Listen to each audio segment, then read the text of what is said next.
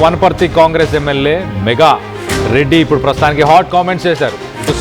Sensational comments అని చెప్పుకోవచ్చు. అడ్డకుల గ్రామంలో ఎన్నికల ప్రచారంలో వివాదాస్పద వ్యాఖ్యలు చేశారు. పంచాయతీ ఎన్నికల్లో ఇటు బీఆర్ఎస్ అభ్యర్థులను గెలిపిస్తే నా క్యాంప్ ఆఫీస్ గేటు కూడా దాటనివ్వను అని చెప్పుకొచ్చారు. నా ఆఫీస్లోకి రాకుండా మెడపట్టి గెంటేస్తా, ఒక్క అభివృద్ధి పని కూడా చేయను.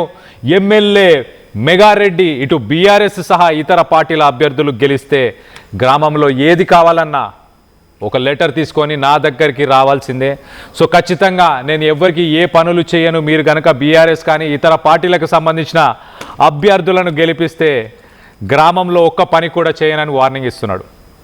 సో మొత్తం మీద సెన్సేషనల్ కామెంట్స్ అని చెప్పుకోవచ్చు. ఇటు వనపర్తి ఎమ్మెల్యే మెగారెడ్డి గతంలో కూడా ఈయన కొన్ని సెన్సేషనల్ కామెంట్స్ సోషల్ మీడియాలో ఫేక్ న్యూస్ ప్రొపగెండాని ప్రొజెక్ట్ చేస్తున్నారు ప్రతిపక్షాలు అంటూ అప్పుడు కూడా సెన్సేషనల్ కామెంట్స్ చేశాడు.